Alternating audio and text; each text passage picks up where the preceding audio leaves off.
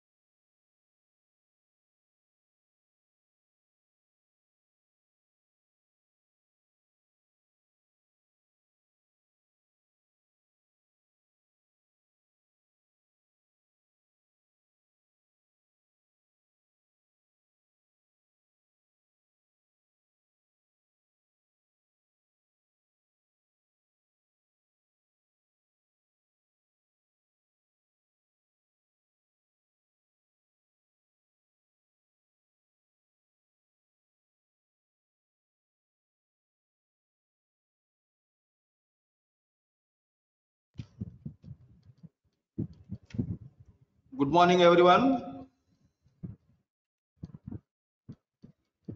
Jyoti Prakash, are you there? Good morning, sir. Good morning. Good morning. Am I audible to Good morning. you? Yes, sir. Okay, right. So today's topic will be on management methods and techniques. So management methods and techniques, there are both qualitative and quantitative type methods are there. So it is based on the behavioral sciences, that is qualitative methods. So these are very important. Definitely will get in your examination. So management methods. Number one is organizational design. So how you design your organization and what is the objective of your organization, you have to be very specific and clear. Based on your objective, you have to build up your organization, because in organization there will be a lot of different designs will be there. So if you select the wrong design, definitely you cannot achieve your objective. So before starting the organization, you must know what should be your appropriate design, so that based on that you can get the infrastructure. Based on the manpower, you can bring the manpower and you can make the design perfectly, so that your organization will become successful. So, and time to time there will be a lot of changes will be there in the organization. New techniques will come and new designs will come. So based, you have to modify, you have to shape out your organization in such a form that they have to accept the future new designs also. So that's why organizational design is an important concept in the behavioral sciences. So the design of the organization should be in the perfect with your objective, so that you can achieve your objective smoothly and effectively. And the second one is personal management. So managing the persons is very difficult in any organization, because different people will come and join in your organization, and they with different thoughts, different mottos will be there. So that's why what you have to do is, you have to select the individual, selection, training and motivation. So you have to select the individuals, what qualification is required to work in the organization. You have to, based on that qualification, you have to select the people, train them properly, so that they can work efficiently in your organization, so that you can work efficiently in the organization, and motivate them. So motivation is time to time giving them incentives, giving them promotions, or giving them some extra, for if they do any extra work, give them extra income. Like that, you have to show some extra income, so that people will get motivated and they will work for that. So for your work, you must know what is the qualification required, and how to select them, and how to train them properly. So training is also most important. So what happened in the last 1 year back, I think I already told you. So Apollo institutions, they wanted almost 50 to 60 MBBS doctors. So almost 100 people came for interview.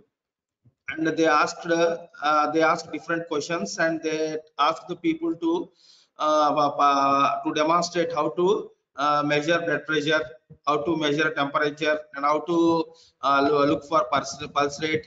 How will you see the respiratory rate, and all those things they have evaluated all the almost 100 people, 100 MBBS doctors who are recently passed out. They said that almost 90% of the recently passed out students, they don't know how to measure the blood pressure properly, but still they need people to work in their organization. So what they have done is, those who are having some good theoretical knowledge, they have selected them, they have trained them properly. So 1 month they have given vigorous training, so that they can so that they can be suitable to work in their environment. So they have given training for 1 month to them, and they have recruited all the trained individuals. All the after selection, they have given training to them, and now they are working efficiently. So that's why, based on the objective, what is your objective? Based on the objective, you have to select the candidates, train them properly, motivate them. So the motivation is nothing but giving timely promotions, giving increments, giving incentives, giving some praise to them, or kindness towards them, or giving some concessions to them. So that make them feel very happy, and they will work for the organization. And division of responsibility issue, you cannot say that it is not my responsibility. So roles and responsibilities must be designed beforehand. Once you are selecting for assistant professor, these are the roles and responsibilities. Associate professor, there will be some responsibilities. For house surgeon, there will be some responsibilities. For PGs, there are certain responsibilities. So when you design your organization for each individual, there will be separate roles and responsibilities.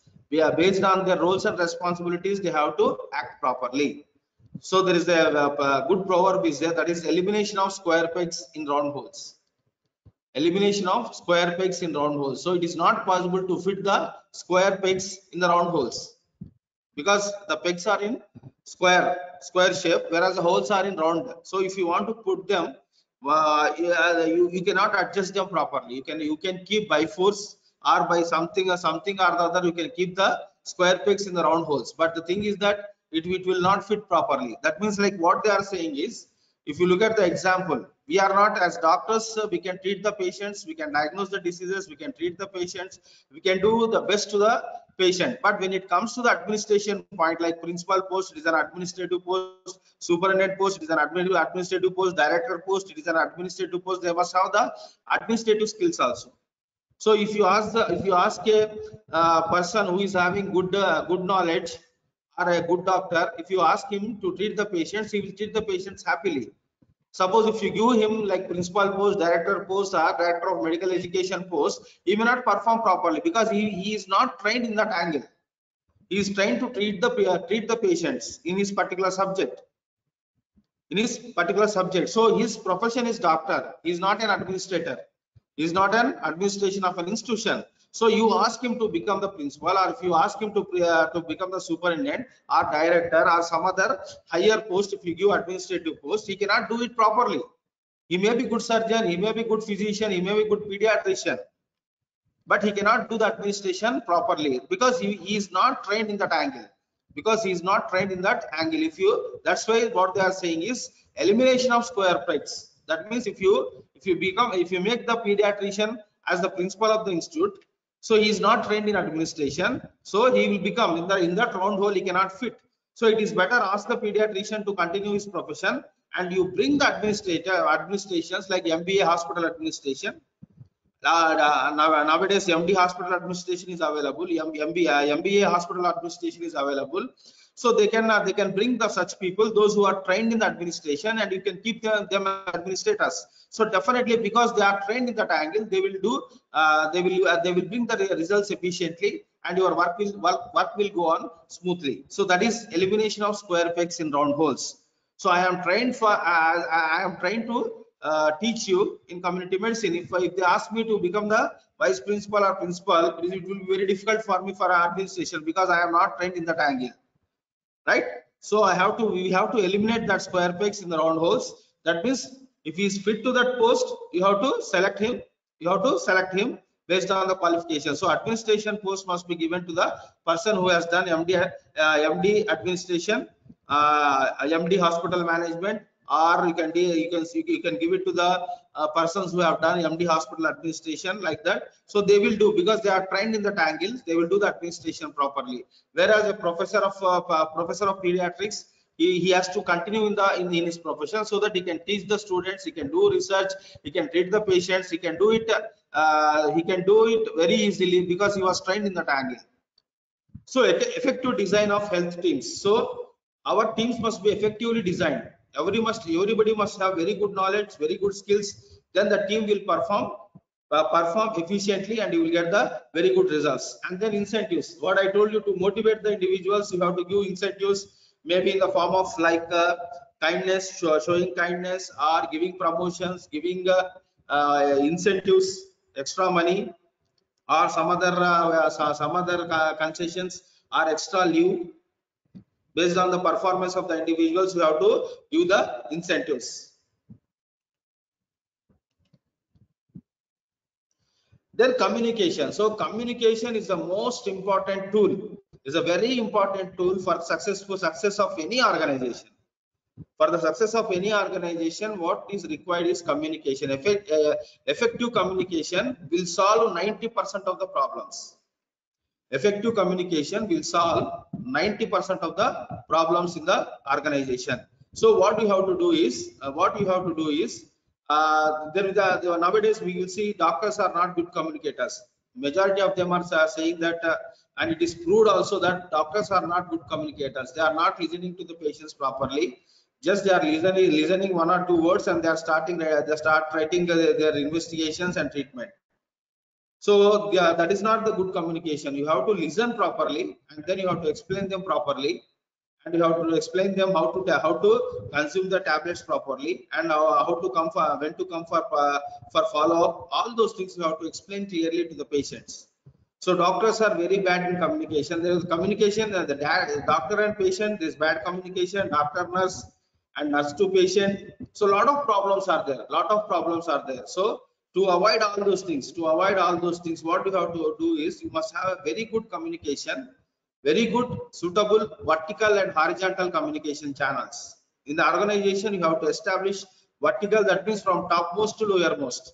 That is, you can say from director to the undergraduate student. So if any information is there from the director, it has to reach to the entire organization. So it has to come to the principal, director to principal, and superintendent. From them it will go reach to all the HODs to all the associates to assistant to the PGs to the interns, and then interns to the undergraduate students. So the information has to reach from the top to the lowest level. Then it is called vertical information. And horizontal communication, that means horizontal communication is in between one group, that is among the assistants or associates, among the student group. If the communication is going on efficiently, that is called as horizontal communication. So in an organization, you may get the information from different sources, So all those things you have to gather, and see that the information you have to communicate effectively from the higher level to the lower level, or among the horizontal levels. It has to go on safely and smoothly, so that the people will receive whatever you are saying in a good manner. And then information system. So organization must have very good information system. The function of an information system consists of collection of data, collecting the information from different sources, and then classification. So what you have to do is, you have to classify the information, transmission, and then storage of information, retrieval. Whenever it is needed, you must be able to look into that information again and again, so that you have to store the data properly. You can retrieve it at any point of time. Transformation and display of information, right? So whatever the information you have got, you analyze it, tabulate it, and then display the information to the society, so that it will be very easy for the people to understand what the information states is. So information may be of two different types, that is formal information and non-formal information. That is, somebody is saying that from November 2nd, medical colleges will start. And some people are saying that because only first year will start, only first year, that is now they have not written the examinations. Those students who have completed their first year, they are promoted to second year without writing the examinations. So what for them, at least 2 months classes must be conducted. That's why from November for them they are starting that first batch. Somebody is saying that, I don't know. It is not there in the National Medical Commission, or it is not there in the university website, but it is an informal communication, the informal information I am getting from different sources. So from November and December, so those one batch will come, and they will undergo the training for 2 months, and after that in the January they are going to write the first year examinations. That's what the information. It is informal information. It is informal. It is not an authenticated information. You have to be very careful when you get the information. See that the authenticity of the information, whether it is formal or informal. You have to classify it is whether it is a formal one or informal one. Suppose whatever I said is a formal one, that will be displayed in the National Medical Commission website.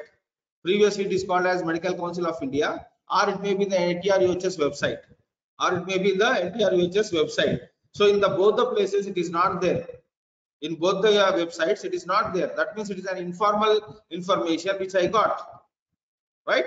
So there are two different, suppose if this is correct, and definitely it will be there in the National Medical Council as well as in the NTR-UHS website. So that is a formal communication. That is called as formal information. So you have to be very careful. You have to, for every information, you have to see whether it is an authenticated one or it is a non-authenticated one. So you have to divide them like that and see whether it is an authenticity of each and every information, whatever you get. So what this information system will give is, it provides data for monitoring and evaluation of health programs and feedback. So this information system, what it does is, it spreads the information in the society and collects the information from the society. That means it takes the feedback from the society, so that whether your program is going in the right way or not. So it will give the information that whatever objective you are supposed to achieve, whether you have achieved it or not, and to what percent or what percent you have achieved in that program, that will tell you. So feedback will be there in this information system. That will help you. To know that whether you have achieved your objective or not. So feedback system plays an important role in the information system. Next, if you look at the management by objectives, that is MBO. Management by objectives, that is objectives set for different units and subunits, which prepares its own plan of action. This helps in achieving the results more effectively and smoothly. So what you have to do is, you have to plan the objectives and divide the objectives into subunits. Divide the units. Suppose if you look at the university level, their main objective is, by December we have to complete the entire community medicine portion, so that you will be having in January or February, will be having your examination. In January will be having some pre-final examination, not in this COVID season. Previously what has happened, so by December we used to complete, as per the university guidelines, the broad objective of university is to complete the portion of community medicine by December 31st. In January 1st or 2nd week, there will be some pre-final examination will be there, and afterwards there will be final examination. So that is the broad objective given by the university. Then when it comes to the college level, at the department level, what we do is, we divide that objective into different small objectives. That is, for me in the Park textbook, HOD will allot 4 or 5 chapters, and he will allot some certain time to me, like 1 or 2 months to me. So in that time I have to complete my whatever the allotted topics are there for me. I have to complete them. For associate, for assistants, for postgraduates, like that, we will divide the entire syllabus into different subunits, and each individual will try to complete our subunit in a specified time period, so that we can achieve our objective. So if all of them will do unanimously, will complete the portion in our respective time period. So suppose if I was given 5 chapters and I have to complete them within 5 months, If I do it effectively, for another assistant professor, same thing in 5 months, same thing in something like that. So if you all of them work efficiently, divide subunits, divide them correctly, divide the syllabus correctly, and do that work effectively, by December 31st we are going to complete the syllabus for your batch, and we are ready for taking the pre-final examination in the January and final examination at the end of January. So that's what. So you have to divide the objectives and distribute the objectives to different persons, so that they have to work committedly, so that they can reach their goal, so they can reach their objective clearly within the specified time period. This helps in achieving the results more effectively and smoothly. So in this manner, if you work, your objective can be achieved very smoothly and effectively, so that by next year January you will be ready for writing the examinations. So what are the benefits of this management by objectives? You can see, as objectives are given to each unit, this will enable better management, helpful in taking independent decisions for doing their work. So I am given 5 chapters and I have to complete them within 5 months. So I will divide myself. So in 1 month, how many classes I am getting? How to complete these 5 chapters within 5 months? How many classes I am getting for each and every chapter? I will divide total number of classes divided by total topics, and I will allocate based on the topic. I will allocate the number of classes to that, so that I can complete them within the 5 months period. Whatever syllabus is attached to me, I will be completing within the 5 months. I will try to see how many classes are there within 5 months. So what is the syllabus given to me? So how many classes I have to take for each and every topic? Like that, I will divide and see that, because I was given 5 chapters and 5 months of time. Within that time, I have to complete my work. So for me, I will take my own decision how to proceed with that. So that I can complete the 5 chapters within the 5 months. So I can take my decision independently. I can work effectively. So participation of subordinates in decision making will help in improving efficiency and better results. But definitely, if your colleagues are there and they are supporting you very well and they are giving better suggestions than you, definitely you can receive them, you can adopt them, you can follow them, and you can achieve very good results. What are the weaknesses of management by objectives? Work commitment leads to rivalry over the use of resources. Suppose if you are not working together with as a team in a department, definitely rivalry will be there. Suppose one person is working good and another person is not working, definitely he will point him out, and there will be some rivalry and conflicts will be there in the department. It emphasizes short-term goals, long-term goals, and qualitative objectives are not given proper attention. So definitely you have to give importance to the short-term goals as well as to the long-term goals. And finally, what you have to do is you have to give importance to your objectives and see that your objectives are reached at the end level. Its success depends upon the effectiveness of the feedback system. So whatever you do in this management by objectives, so feedback from the society is very important.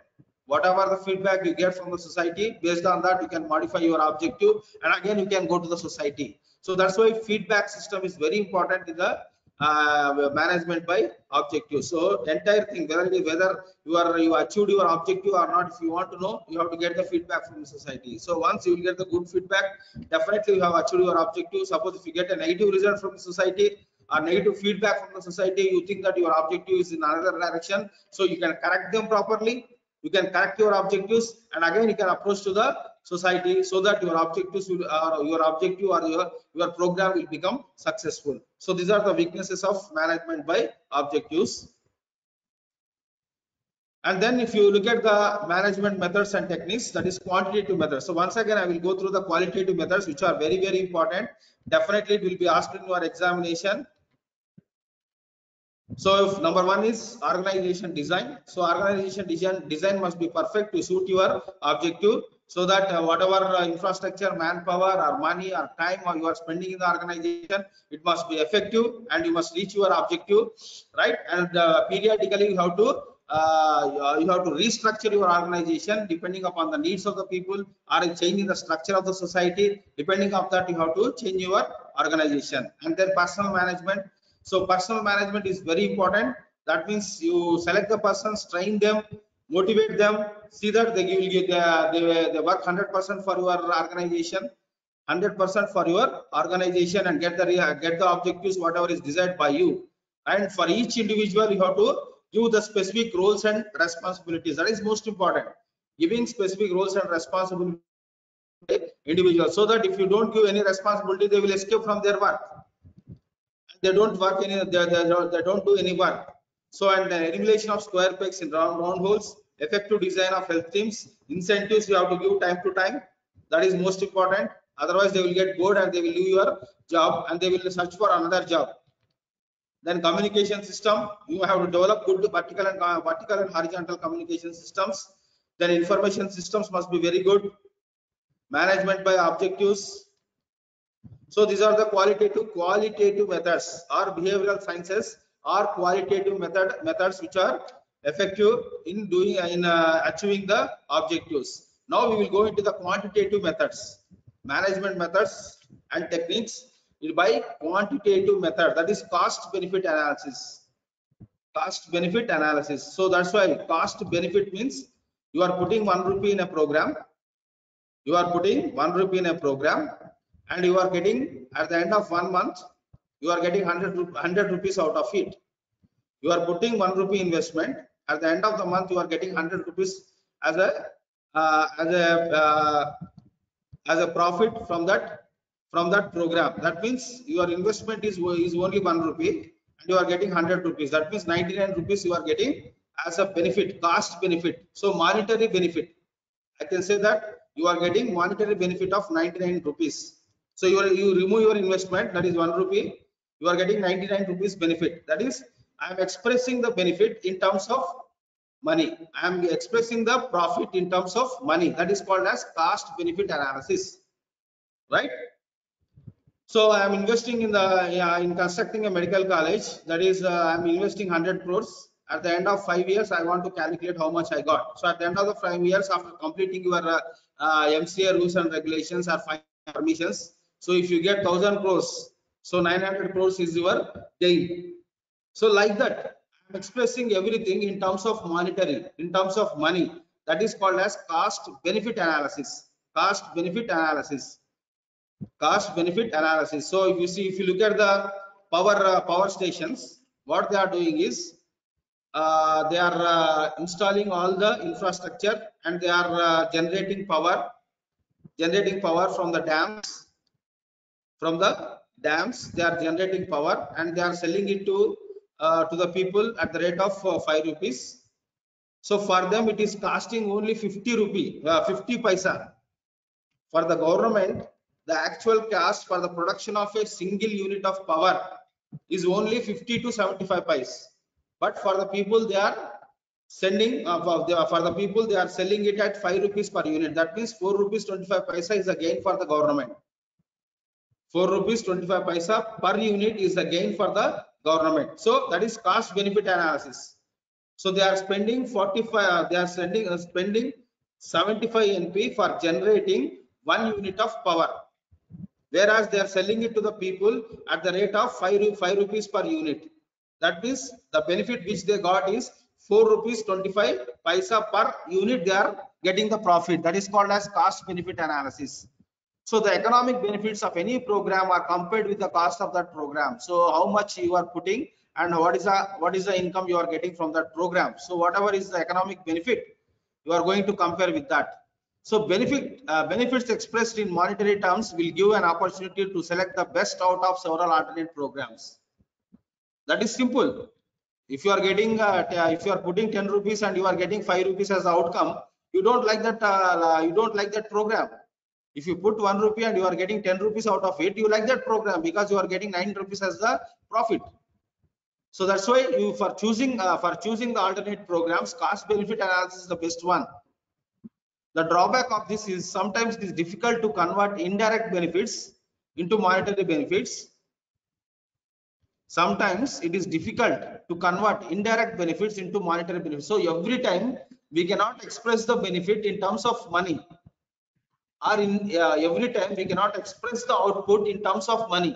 This much gain, this much amount of money I got, this much for after doing this, after investing this much, I am getting this much. Like that, every time it is not possible to explain. For example, I will give you interventions like environmental sanitation give indirect benefits.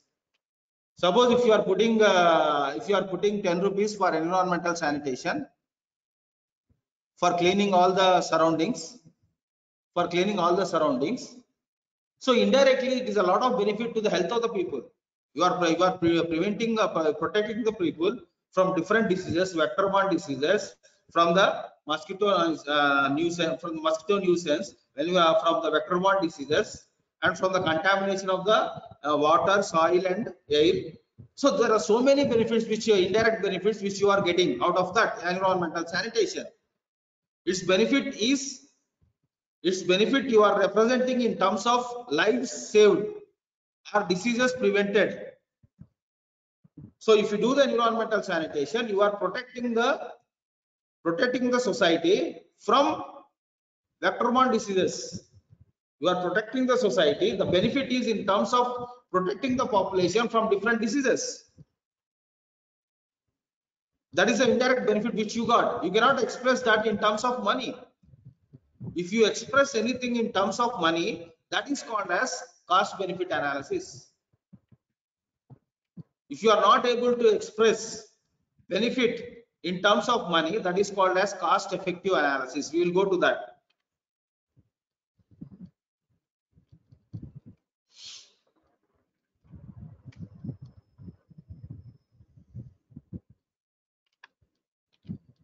Now we will see the cost effective analysis. So here, cost effective analysis, what is happening is the benefits are expressed in terms of results achieved. So what is happening is cost effective analysis, what we are doing is whatever the benefits we are getting or whatever the profit we are getting, that we are expressing in terms of results achieved, not in terms of money what you got. If you express the results, or if you express the output, or if you express the profit in terms of money, that is called as cost benefit analysis. If you express the output in terms of results achieved, that is called as cost benefit and a cost effective analysis. You can see number of lives saved from the disease. There are two ways in which analysis may be done. That is different. I will give you one example. Suppose if you are investigating, suppose if you get the corona vaccination. Suppose per vaccination it is 500 rupees. So to immunize entire country, it may take a lot of crores. Thousands of crores are needed to immunize the entire country. So what is the benefit you are getting out of that? Whether you express it in cost benefit analysis or you express in cost effective analysis. What is the benefit you are getting out of this investment? You are putting thousands of crores for immunizing the entire country against COVID or corona. So what is the benefit you are getting? So the benefit you are getting is you are protecting, you are saving number of lives saved from the disease. Number of lives saved from the disease. You are expressing the benefit in terms of number of lives saved. You are going to save the entire country from corona or COVID disease. That is cost effective analysis. If you are, because in medicine whatever the program you take, investment will be there in terms of money, and output will be there in terms of number of lives saved or number of children protected from vaccine preventable diseases, from different diseases, number of accidents prevented, number of lives saved. Like that, you are going to express the results in terms of number of lives saved or number of people protected from accidents, like that. So that's why majority of the national programs are cost effective programs. They are not cost benefit. That is, they are putting 1,000 crores. They don't, at the end of the day, they don't, at the end of the year or at the end of the program, they are not going to get 1 lakh crores. They are going to save the people through the programs, and they are investing money into that program, and they are going to save the people from different diseases. So that is called as cost effective analysis. Cost effective analysis. Cost benefit means the profit must be in terms of money. There are two types. There are two ways in which analysis can be done. That is fixed cost approach, fixed effectiveness approach. A system which gives more units of effectiveness for a given rupee is more efficient. So if a system for fixed cost it is giving more results, then it is a more effective one. And if it is a fixed effectiveness approach, that is a system which enables the attainment of effectiveness at a minimum cost in terms of rupee is more effective. So these are the two approaches, that is fixed cost approach and fixed effective approaches are there. You can see where you can apply this cost effective analysis, that is in the malaria eradication program of savings in recurring deposit necessary for control program, heavily titled the decision in favor of eradication program. It identifies useful technology, drugs, treatment regimens, better healthcare delivery systems. As it identifies the effectiveness of each program, by applying this, we can use resources for better program. That is with the effectiveness. So that means for a mixed for a minimum cost, if you get maximum results, you can say that program is working effectively, and we can continue with that. And the next quantitative method is the cost accounting. It provides basic data and cost structure of any program. Cost accounting means to avoid the duplication of the data, or avoid spending unnecessarily on different items, different resources, spending amount on different resources unnecessarily. So it provides the data. So cost accounting will provide the data and cost structure. So how much is the for each step, how much money is required, and what is the output of that step. Like that, if you calculate for each and every step, so that you can minimize the cost of that program sufficiently. That's why it has three important purposes in health services. Number one is cost control. So every step you plan for this step, how much manpower is needed, how much infrastructure is needed, and how much time is needed.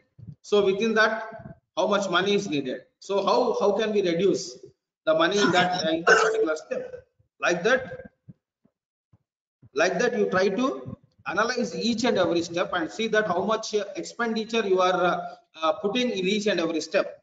So once you get the idea of how much expenditure is happening, or how much budget is needed for each and every step to run that particular program, then you can plan where we can we can cut down the resources, where we can cut down the budget. We can plan it properly and see that you can control the cost of that program properly. That is called as cost control. Next one is planning and allocation of people and financial resources. It is not that easy. For every step we need people, we need infrastructure, we need money. So these three things at each and every step we have to plan very carefully and see that if we effectively you have to utilize the resources effectively at each and every step. Pricing of cost reimbursement. So whatever cost is there, how much it is happening, and how much you can get out of that, how much profit you can get from that program. That also you have to see. Reimbursement, cost reimbursement, that means how much you can get back from that program. That also you have to look into that. That is pricing of cost reimbursement from that program, you have to calculate. So this is called as cost accounting. Cost accounting is nothing but is the cost structure of any program. It is a cost structure of any program at each and every step. What is the manpower needed? How much is the manpower needed? How much is the money needed? How much is the resources needed for that particular step?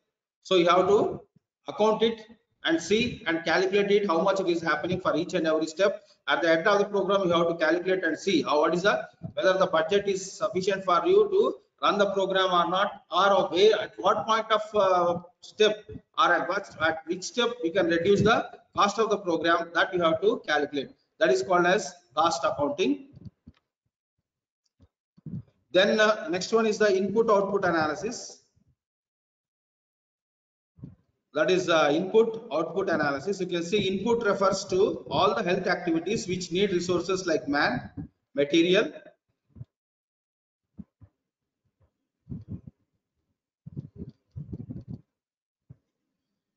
So next one is the input output analysis. That is, input means how much input you are putting in a particular program. Input is nothing but input of resources into a particular program. Resources is nothing but manpower, then money, and the infrastructure, how much is needed for a particular program, how much you are keeping, and output means how much you are getting out of that, how much work output you are getting for a single input, how much output you are getting. So that is the input output analysis. So how you are going to do that? So input refers to all the health activities which need resources like man, material, money, and time. So all these things you have to put first, and then you have to wait for the time to come the output. Output refers to the outcome that occurs due to interventions like cases treated, saved.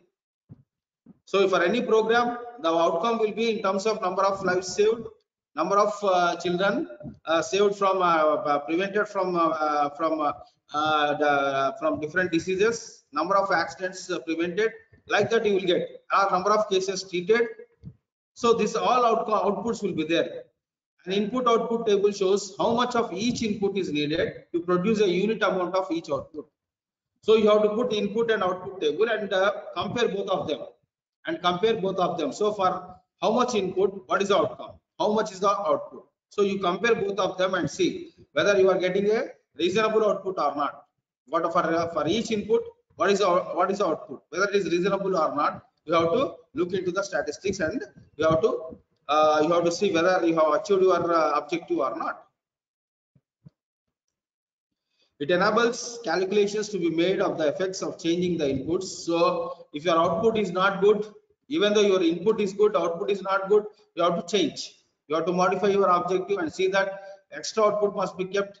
My extra input must be get to see that the output should be good. So monovalent vaccine, then triple vaccine. So many things. So initially they started with monovalent vaccine. So whatever they are giving, then they went for triple vaccination. That is good. That is giving very good output. That is giving very good output. That's why they went for triple vaccination. Then model selection, that is also very important quantitative method. So whatever the suitable model is there, you have to modify that, or whatever the success model is there in the entire country, you have to look for the models. Whatever the successful model is there, that you have to implement, that you have to modify according to your needs, according to your area and situation. Then you have to implement the same thing in the society, so that you can get the very good results. So model is nothing but an abstraction of the reality to understand how the factors in situation affect one another. So what are the factors favorable for the positive outcome, and what are the factors not favorable for the positive outcome? You have to study the models properly, designs properly, and you have to set up the successful models so that your organization or your program must run successfully. The next one is system analysis. So what is this system analysis? It is essentially to find the cost effectiveness of the available alternatives. So whatever the alternatives are there, then you can go. It is essentially to find out cost effectiveness of the available resources. So initially, if you look at the RNTCP, that we are having a lot of treatments for 1 year and 2 years, like that. Treatments for 1 year and 2 years. After that, they have done the operational research and the system analysis and the cost effective analysis and everything, and they brought dots into force. That is, they have reduced the treatment duration, that is from 1 year to 6 months, 6 months and 8 months, like that. The system, you have to do the analysis and see what is the alternatives available, and cost effective also. Outcome must be very good. So like that system analysis you have to do. It helps the decision maker to choose an appropriate course of action by investigating problems, searching out objectives,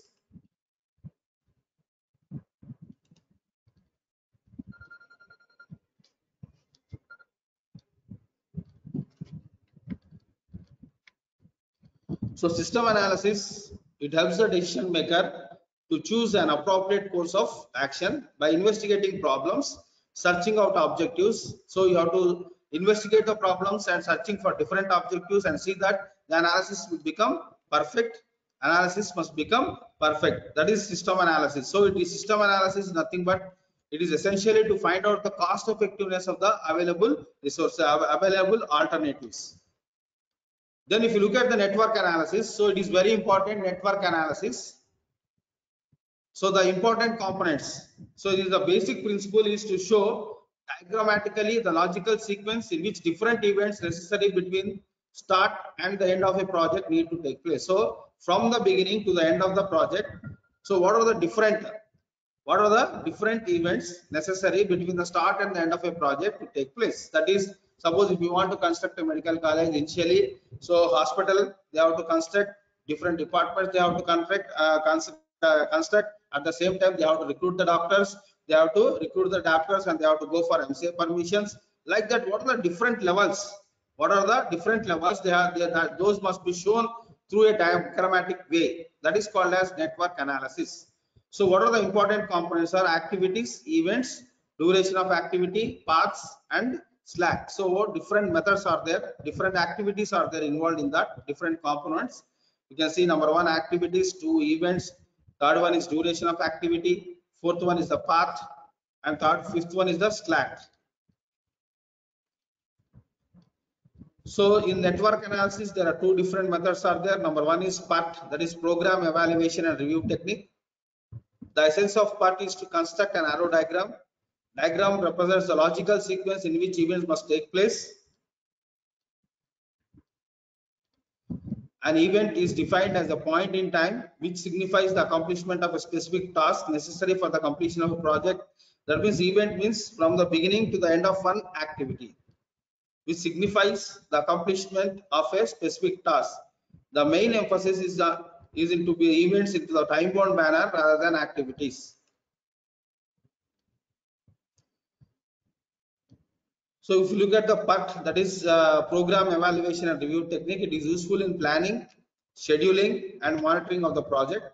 It allows better communication. That is, communication will be good from it has both vertical and horizontal communication. Identifies potential problems at any level of point, because your arrows are there. You are guiding with the help of the arrows at any point of time, at any place. If you get any problems, automatically you can identify them. You can monitor them. You can solve the problems easily. Use continuous timely progress reports, because you are doing the monitoring. Definitely will get the progress report immediately, and you can adjust them according to the program.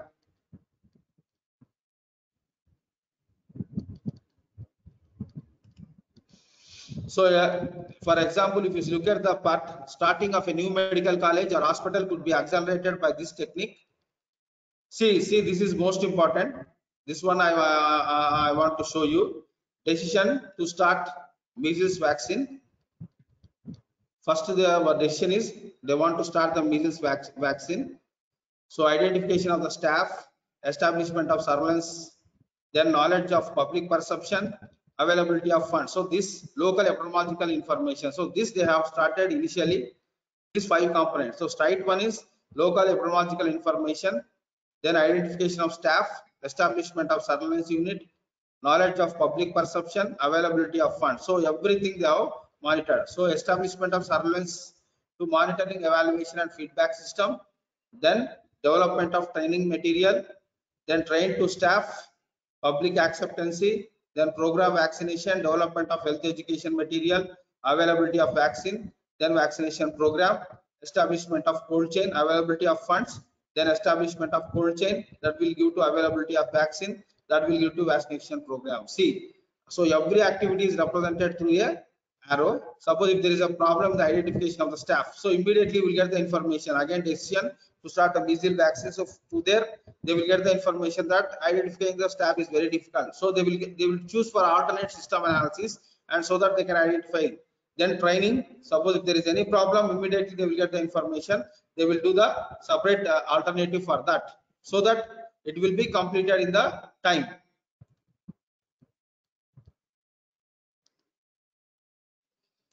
So it is almost 11:30, so I will stop here. So I am considering everybody is as present.